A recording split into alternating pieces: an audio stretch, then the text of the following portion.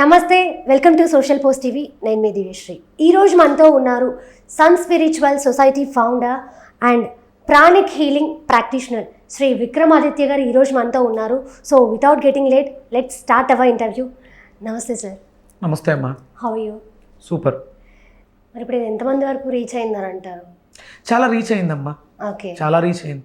ఎందుకంటే దీని మీద ఎంతవరకు రీచ్ అయిందంటే, ఇంతకుముందు నేను ప్రాణిక్ హీలింగ్ ఇది ఒక బూటకం, భూత వైద్యం అని నేను ప్రూవ్ చేసినా కూడా ఇంకా మీరు నమ్ముతున్నారని బాబు గోగునేని గారు పోస్ట్ పెట్టడం జరిగింది. చాలా రీచ్ అయింది. ఇంచుమించు ఆవిడ పోస్ట్ పెట్టినప్పుడు ఒక 400 నెగిటివ్ కామెంట్స్. మీరు అపోలో లాంటి సంస్థను పెట్టుకుని ఇలాంటి వాటిని మీరు ఎందుకు ప్రమోట్ చేస్తున్నారు, నువ్వు నమ్మితే నమ్మొచ్చు. ఆవిడేమి మీరు చేయించుకోండి అని చెప్పలే, నేను నమ్మాను, నాకు ఇందులో బిలీవ్నెస్ ఉంది, మీకు కూడా వీలైతే నమ్మండి అని. ఆవిడ తర్వాత చాలామంది నన్ను ఫాలో అవుతున్నారు. ఇక్కడ ఎనర్జీస్ని బ్యాలెన్స్ చేయటమే. నేను నేర్పించి వదిలేస్తాను. నేను ట్రీట్మెంట్లు చేసి మీతో ఉంటాను, లేకపోతే ఇంత ఫీజు తీసుకుంటాను, ఇలాంటివి నేను చెప్పను, నేర్పించేస్తాను. మీకైనా డౌట్స్ ఉంటే ఎక్స్ప్లెయిన్ చేసేస్తాను, అయిపోద్ది అంతే. మీరు ప్రాక్టీస్ చేసుకోవాలి. నేను సపోర్ట్ చేస్తాను. ఎనీ టైం డౌట్ వస్తే నేను సపోర్ట్ చేస్తాను. చాలామందికి రీచ్ అయింది. ఇప్పుడిప్పుడే ఇక ఫ్యూచరు 100%. ఇప్పుడు కోవిడ్ ఉందమ్మా, దానికి సొల్యూషన్ ఉందా? మీరు లక్షలు ఖర్చు పెట్టి హాస్పిటల్కి వెళ్ళినా వాళ్ళు ఏం చేయలేకపోతున్నారు. వాళ్ళు జనం ఏమంటారు అంటే, ఇప్పుడు ప్రాణిక్ హీలింగ్నే తప్పుపట్టినటువంటి వాళ్ళు హాస్పిటల్స్, కార్పొరేట్ హాస్పిటల్స్ కమర్షియల్ అయిపోయినాయి, వాళ్ళు ట్రీట్మెంట్ సరిగ్గా చేయట్లేదు, చంపేస్తున్నారు అంటున్నారు. సోర్స్ లేదు, దానికి రీజన్ లేదు, దాన్ని ఎలా కాపాడాలో కూడా తెలియదు. కానీ 100% ప్రాణిక్ హీలింగ్ అనేది, ప్రాణిక్ హీలింగ్ అని పక్కన పెడదాం, ప్రాణిక్ హీలింగ్, రేకి, ఇవన్నీ కూడా ఒకే type of energy healings. Solar, ఇప్పుడు నేను ఒక సబ్జెక్ట్ని డెవలప్ చేస్తున్నాను సన్ ఎనర్జీస్ మీద. అంటే పర్టికులర్ ఏ టైంలో ప్రాక్టీస్ చేస్తే ఏ ఎనర్జీ, ఏ కిరణం లోపలికి వెళితే ఏ రోగాన్ని నయం చేస్తుంది అని దాని మీద నేను డెవలప్ చేస్తున్నాను. అది అందరికీ అందుబాటులో వస్తుంది. మనకి ఇవన్నీ తెలిసినా తెలియకపోయినా సూర్య నమస్కారాలు అనేది ఉంది. సూర్యోదయానికి మనకి ఇవన్నీ ముందే ఆలోచించి మన పూర్వీకులు ఎప్పుడో పెట్టడం జరిగింది. సూర్య నమస్కారాలు చేస్తే చాలు. 12 నమస్కారాలు చేస్తే లోపల ఉన్నటువంటి 12 ఎందుకు పెట్టారు? సూర్య నమస్కారాలు 12 ఎందుకు పెట్టారు? 6 పెట్టవచ్చు, లేకపోతే 10 పెట్టచ్చు, లేదా 100 పెట్టవచ్చు. మనకి అష్టోత్తరం ఉంది 108 ఎందుకు పెట్టారు? అప్పుడు సూర్య నమస్కారాలు కూడా 108 పెట్టాలి కదా. 12 ఎందుకు పెట్టారంటే, మనకి శరీరంలో 12 మేజర్ ఆర్గాన్స్ ఉంటాయి. ఈ 12 సిస్టమ్స్ మీద, ఆర్గాన్స్ మీద ఆధారపడే భౌతిక శరీరం ఉంటుంది. ఇవి దాటి ఇంకేం ఉండవు. మనకి respiratory system, digestion system, neuro system, నరాలు, biometric clock, DNA, skin system, respiratory, urinatory, endocrine, exocrine, circulatory system. ఈ 12 సిస్టమ్స్ మీద డిపెండ్ అయ్యే ప్రాబ్లమ్స్ వస్తాయి. ఇంతకు మించి ఏ ప్రాబ్లం రాదు. ఈ 12ని బ్యాలెన్స్ చేసుకోవడానికే సూర్య నమస్కారాలు. ఒక్కొక్క నమస్కారంలోనూ ఒక్కొక్క మెరిడియన్ యాక్టివేట్ అయ్యి దానికి ఎనర్జీని, శక్తిని ఇచ్చేస్తుంది. దాంతో ఆ ప్రాబ్లం క్యూర్ అయిపోద్ది. 100% క్యూర్ అయిపోద్ది. మేనేజబుల్ కాదు, క్యూరబుల్. ప్రాణిక్ హీలింగ్లో ప్రాణశక్తితో దేన్నైనా సరే క్యూర్ చేసుకోవచ్చు. ఇంతకు ముందు లేదు, ఇప్పుడు వచ్చింది. నువ్వు ప్రాక్టీస్ చేస్తే పోద్ది, న్యూట్రల్ అయిపోద్ది, నార్మల్ అయిపోద్ది. కాబట్టి ప్రాణిక్ హీలింగ్ ప్రాక్టీస్ అనేది చాలా మందికి అవసరం, అందరికీ అవసరం. రాబోయే ఇలాంటి ఇంకా దారుణమైనటువంటి రోగాలు రాబోతున్నాయి, వైరస్లు రాబోతున్నాయి, బ్యాక్టీరియాలు రాబోతున్నాయి. వీటిలన్నిటి నుంచి మిమ్మల్ని మీరు కాపాడుకోవాలి అంటే మీరు టైం కేటాయించాలి, ప్రాక్టీస్ చేయాలి. నాకు టైం లేదు, లాభం లేదు. ఆ టైం వచ్చింది, ఏదో ప్రాబ్లం వచ్చింది, నువ్వు హాస్పిటల్లో టెస్టులకి 5-6 గంటలు వెయిట్ చేయాలి ల్యాబుల దగ్గర. ట్రీట్మెంట్ ఐసీయూలో పెట్టారు 2-3 రోజులు, సర్జరీ జరిగింది 10-15 రోజులు.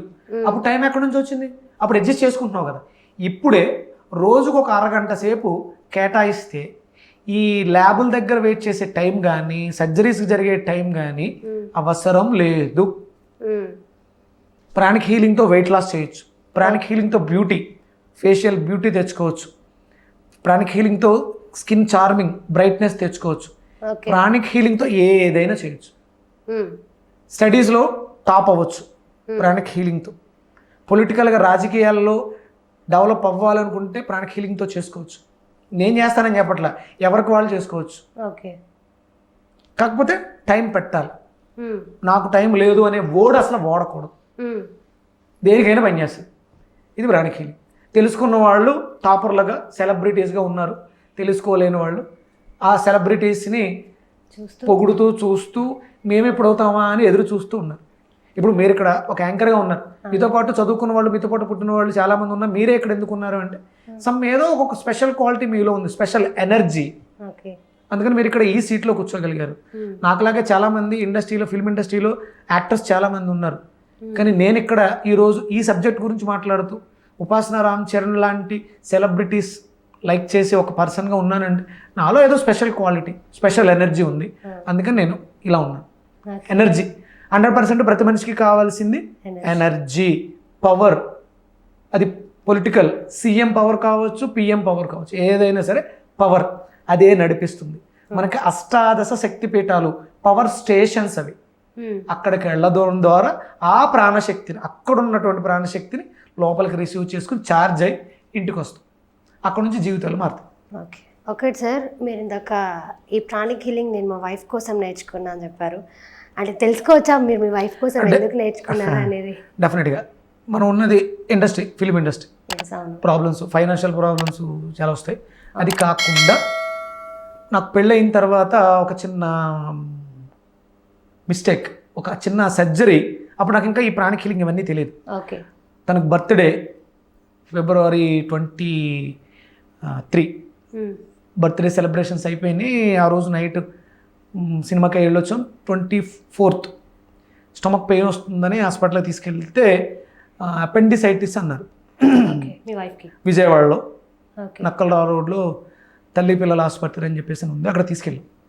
అంటే దాని జనరల్గా అప్పటికే పీరియాటికల్ ప్రాబ్లమ్స్ ఉన్నాయి, హార్మోనల్ ఇంబ్యాలెన్స్. పెళ్ళి అప్పుడే జస్ట్ 1 year అయింది.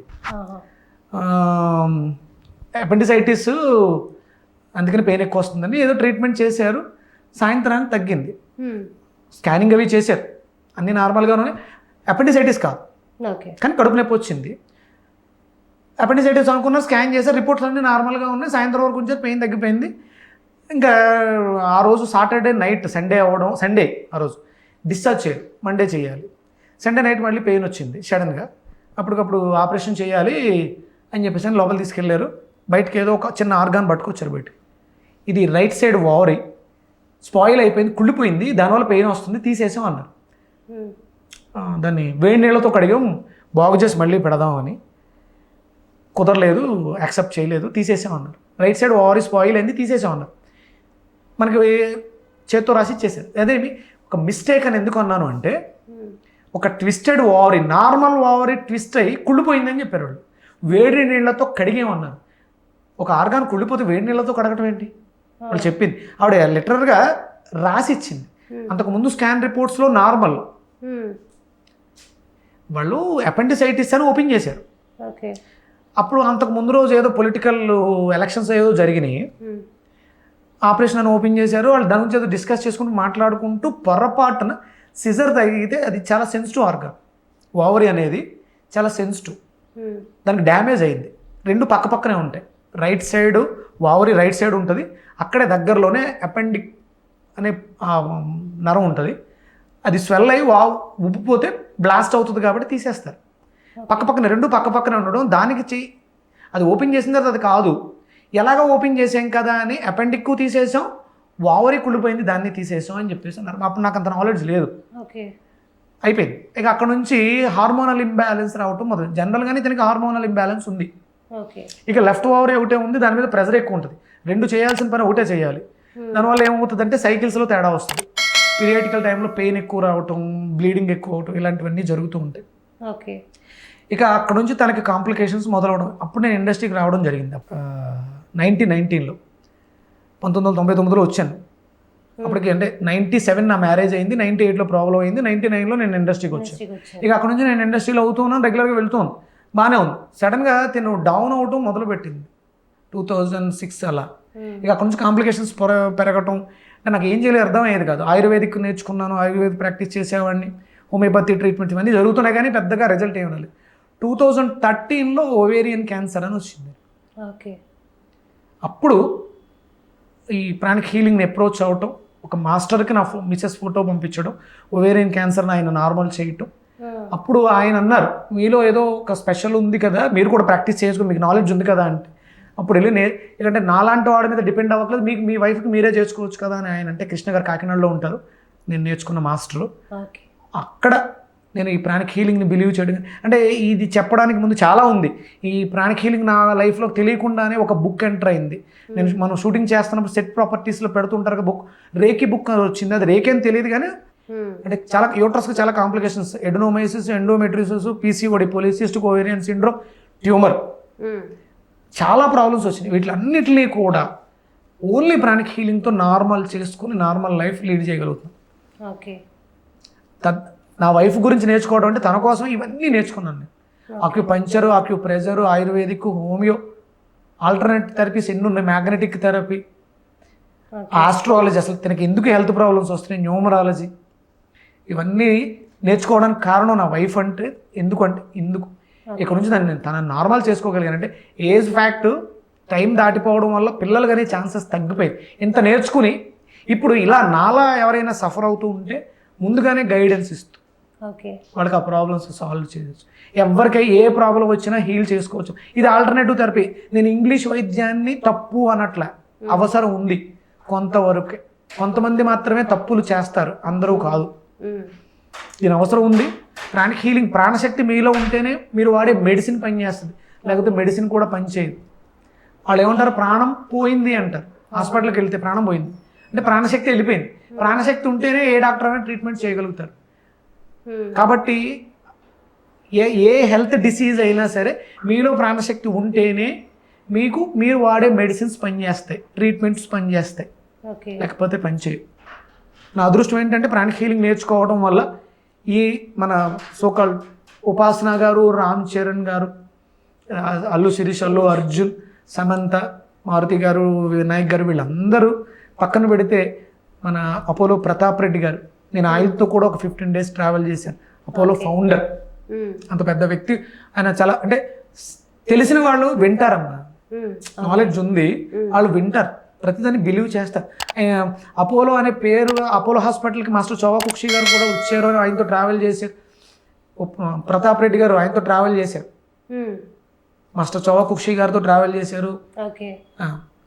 అంటే నా అదృష్టం అది. అంటే నేను మాస్టర్ గారి దగ్గర నేను నేర్చుకోలేకపోయాను కానీ ఆయనతో ట్రావెల్ చేశారు. మళ్ళీ ఆయన చెప్పడం ఏంటంటే, ఆయన తర్వాత మిమ్మల్ని నేను మంచి ప్రాణిక్ హీలర్గా చూస్తున్నాను అనటం. నేను ఆయనతో ట్రావెల్ చేసి ఆయన హీల్ చేసి క్రిస్టల్ హీలింగ్ అవి చేసి, అంటే వాళ్ళకి పెద్ద పెద్ద సమస్యలు ఉండి కాదు, ప్రెజర్ ఉంటుంది, స్ట్రెస్ ఉంటుంది. అంటే ఇన్ని హాస్పిటల్స్, ఒక చిన్న ఇంటిని మెయింటైన్ చేయడానికే మనం బోర్డంత స్ట్రెస్ పడిపోతాం. అలాంటిది 63 అపోలో హాస్పిటల్స్ ఎక్కడెక్కడ రాష్ట్రాల్లో, దేశాల్లో ఉన్నటువంటి ఆయనకి ఎంత స్ట్రెస్ ఉంటుంది, ఎంత ప్రెజర్ ఉంటుంది.